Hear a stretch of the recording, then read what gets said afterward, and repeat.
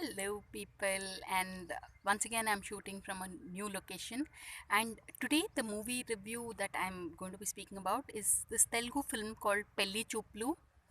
And this was a movie that literally gave to us one of the best heroes that we have in Tollywood today, that is Vijay Devarkonda. And the cutest part about Pelli Chooplu, the movie, is that it's not pretentious. I mean, it tells a very simple story, and at the same time, the characters are very relatable, real.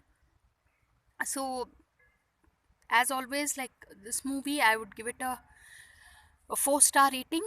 Um, Only with regard to music, I wish there was something that was because movies today, like many movies, are known for their music.